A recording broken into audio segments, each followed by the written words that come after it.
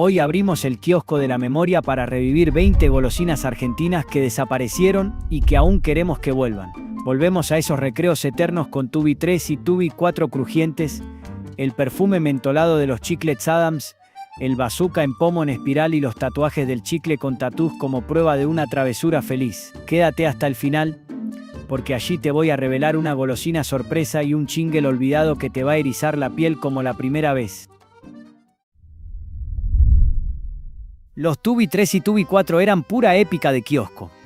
Dos barritas hermanas que competían por una misma gloria, la del recreo perfecto. Hay una teoría entre quienes solían comerlos, que los números en el nombre haría referencia a la cantidad de capas que cada uno tenía en su oblea. Eran obleas de varias capas, cubierta de chocolate, y la felicidad estaba en el paladar de cada niño que las comía. A diferencia de otras obleas, estas entre capa y capa tenían un relleno de chocolate. La Tubi 4 se diferenciaba de la 3, porque además en su interior traía maní y caramelo. Quienes tuvieron la suerte de comerlas, aseguran que era una de las golosinas más ricas de esa época. Otra particularidad para recordar de estas obleas es que tenían un single que era muy pegadizo, el cual se solía quedar durante varias horas en la mente de todos. Esta golosina habitó los kioscos argentinos por la década del 80 y solo estuvieron esa década, porque al llegar a los 90 las retiraron de las góndolas, sin ningún previo aviso, y nunca más volvieron. Los chiclets Adams eran la elegancia del chicle. Venían en cajitas pequeñas, prolijas, con ese toque importado que los hacía distintos del resto. Eran unos chicles confitados, que inicialmente vinieron de menta, pero luego agregaron sabores a naranja y frutilla. Los chiclets duraban poco, sí, pero tenían ese perfume mentolado o frutal que hacía sentir limpio, fresco, como si uno fuera protagonista de un comercial. Eran llamativos, porque al ser confitados eran muy brillantes, y cuando los ponías en la boca y los mordías se podía sentir de inmediato el sabor particular de la menta en esa cobertura confitada. Su empaque característico de color amarillo era fácil de reconocer. La caja se abría por uno de los extremos, y había que sacudir un poco para lograr sacar el diminuto chicle. Los que se fabricaban acá en Argentina se hacían en el barrio de Urquiza, pero hacia fines de los años 70 la planta se mudó a Escobar, hasta que cerró definitivamente. El bazooka en pomo era una rareza cara y deseada, el tesoro de los golosos con presupuesto generoso. No venía en envoltorio, sino en un tubo que parecía de dentífrico, pero en lugar de menta contenía un chicle líquido rosa y denso, que salía en espiral. La sensación era única: apretar, saborear, masticar el azúcar convertido en juego. El precio lo hacía inalcanzable para muchos y por eso tenía ese aura de lujo prohibido. Compartirlo era un acto de estatus en el recreo. Hoy sería impensable. Demasiado azúcar, demasiado plástico, demasiado todo. Pero en aquellos días bastaba un pomo de bazooka para sentirse el rey del patio. Los míticos chicles con tatuajes de He-Man y los super amigos fueron un emblema de la infancia ochentosa y noventosa, una joya efímera que combinaba dos placeres en uno, el sabor azucarado y el poder simbólico de convertirse, aunque fuera por unos minutos, en un superhéroe. Venían envueltos en papel metalizado, con colores estridentes y dibujos que hoy serían objetos de colección. Los más fanáticos los coleccionaban, los intercambiaban, los lucían con orgullo en los recreos o en la vereda del barrio. Los chicles con tatuajes fueron más que una golosina, fueron un puente entre la infancia y la fantasía, un eco de aquellos días donde los héroes vivían en la piel. Los pochoclos Josecito saborizados fueron la primera versión local del snack gourmet, aunque nadie los llamaba así. Venían en bolsitas cerradas, con sabores que desafiaban la lógica: naranja, manzana y frutilla. Abrir una era un viaje olfativo a otra dimensión, una mezcla de maíz dulce, fruta artificial y nostalgia. Eran dulcemente pegajosos, a veces duros, pero irresistibles. Las manos quedaban brillosas de azúcar y colorante. Lo mejor era ese momento en que la bolsa se inflaba con aire y el aroma se escapaba. Los pochoclos Josecito fueron el puente entre la feria y el kiosco, y aunque el sabor era imposible de clasificar, el recuerdo es imborrable. El alfajor Dieguito Maradona de Bagley, lanzado en 1989, fue el sueño comestible del ídolo. Tenía su nombre, su rostro, su firma. Comerlo era casi un acto de devoción. Venía en diferentes sabores, y cada uno tenía un color diferente en su envoltorio. Pero lo que realmente causaba atracción era que tenía una inscripción que decía: lee adentro del envase a ver si te ganaste una medalla. El sabor era clásico: doble galleta y dulce de leche. pero el verdadero valor estaba en la historia que cargaba.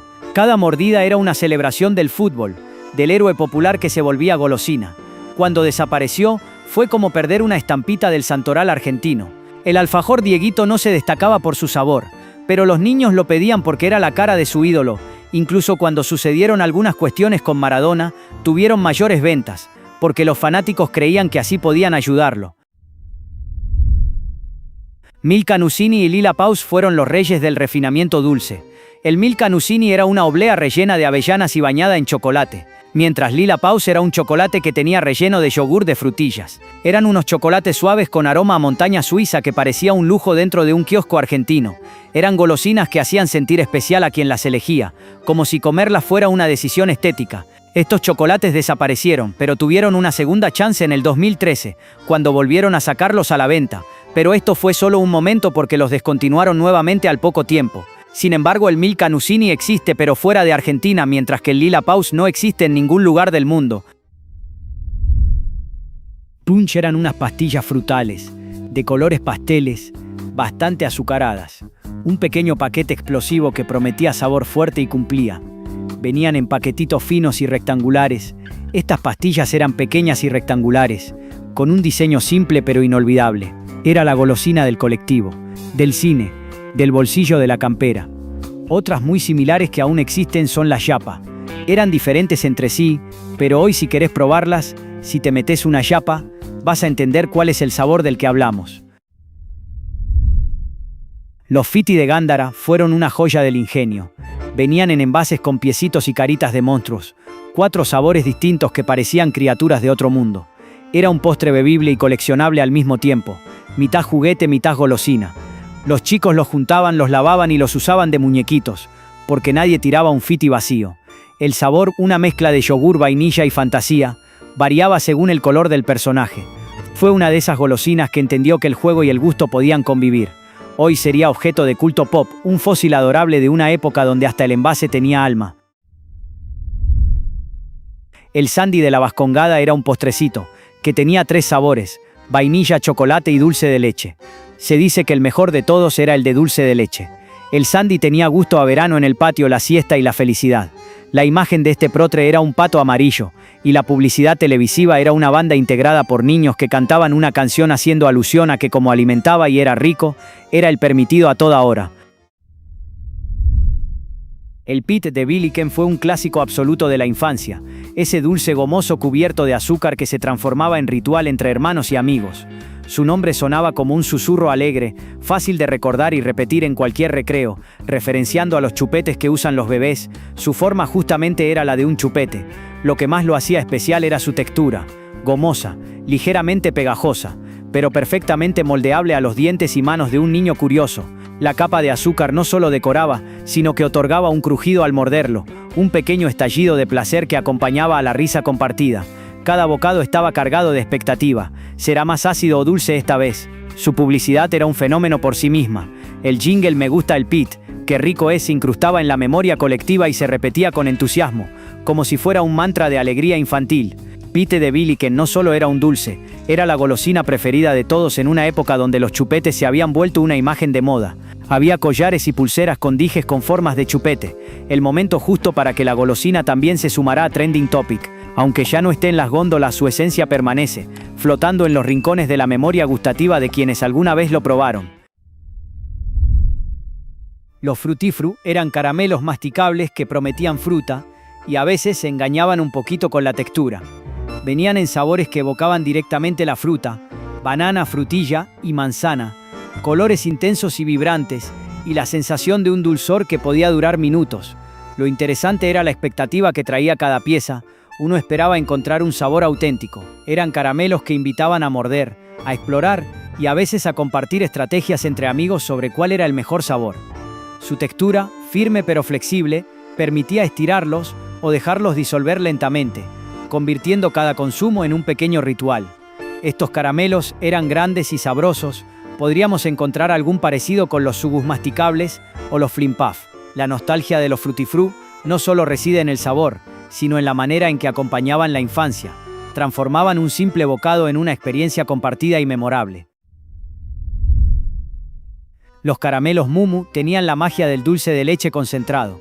Cada pieza era una explosión cremosa y suave, que derretía lentamente la boca con ese sabor único y reconfortante que solo el dulce de leche argentino podía dar. No eran caramelos comunes, su dulzura era intensa, pero con un toque aterciopelado que los hacía inolvidables. Compartir un Mumu era un gesto de generosidad, su textura y aroma envolvían, y cada bocado parecía un abrazo escondido en envoltorio. Su publicidad no necesitaba grandes historias. El caramelo hablaba por sí mismo, evocando meriendas en la cocina, recreos en el patio y tardes de domingo. La textura pegajosa, el sabor profundo y la suavidad cremosa convirtieron a Mumu en un clásico instantáneo. Cuando desapareció, quedó un vacío dulce en la memoria. No solo se extrañaba el caramelo, sino también la sensación de confort que ofrecía, ese instante breve en que todo parecía más simple y más feliz. El cremocoa de Terrabuzzi era un alfajor que parecía pequeño pero lo tenía todo. Galletita blanda, relleno de merengue, bañada en chocolate y con un corazón de jalea de frambuesa. Cada mordida era un juego de texturas y sabores que atrapaba el paladar. La suavidad de la galleta, la esponjosidad del merengue, el chocolate dulce y el toque ácido de la jalea se mezclaban en perfecta armonía. Su forma y diseño lo hacían atractivo visualmente, casi como si cada pieza fuera una mini obra de arte comestible. Era un dulce para saborear despacio, para disfrutar en silencio, sintiendo cómo cada elemento jugaba con el gusto y la memoria. El cremocoa era un bomboncito que endulzaba el momento con sabor muy agradable y la combinación de su relleno lo hacía único. Dejó de fabricarse en los años 90 y nunca más volvió a las góndolas ni a los kioscos. Las piedritas de Biliken eran pequeñas pastillas de frutas, ideales para aquellos que querían un toque dulce rápido y portable. Su nombre evocaba algo diminuto y precioso, y así era cada caramelo concentrado, vibrante y fácil de llevar. Cada sabor, manzana, naranja o limón, uva y multifruta, ofrecía un estallido fugaz de dulzura que quedaba grabado en la lengua, y la textura crujiente por fuera con suavidad por dentro los hacía irresistibles. Las piedritas eran el tipo de golosina que uno guardaba en un bolsillo y sacaba en los momentos de aburrimiento como un pequeño tesoro. Compartirlas era un acto sencillo de amistad, y recibir una pastilla era como un pequeño premio. Venían en unas latitas circulares que se coleccionaban, al igual que las sorpresitas que traían adentro también de colección. El Milky Bar de Nestlé ofrecía el sabor del chocolate blanco más puro, un lujo infantil que pocos compartían, con su relleno de mousse de chocolate, de una cremosidad y suavidad que lo hacían único, y su sabor inocente evocaba meriendas sin preocupaciones. Cada alfajor era como un pedazo de confort. Abrir el Milky Bar era un pequeño ritual, el papel brillante, la textura firme, la promesa de un instante de alegría que no necesitaba complicaciones. Su desaparición dejó un vacío nostálgico, porque no solo se extrañaba el chocolate, sino ese momento de pausa dulce que ofrecía. La piedra libre de Bagley con personajes de Disney era más que un simple chocolate, era diversión y fantasía combinadas. Cada envoltorio era un portal a historias de héroes y princesas, y cada bocado se sentía como una pequeña aventura. El sabor clásico de chocolate de calidad acompañaba la emoción visual de los personajes. Aunque no hay mucha información de que haya sido una delicia de sabor, ganaba por su packaging con personajes de Disney. Era un clásico que unía infancia y juegos. El alfajor Nesquik era un clásico instantáneo, galletita, chocolate y relleno cremoso que llevaba el sabor de la marca icónica. Su figura icónica era el conejo, que era el verdadero protagonista de la publicidad.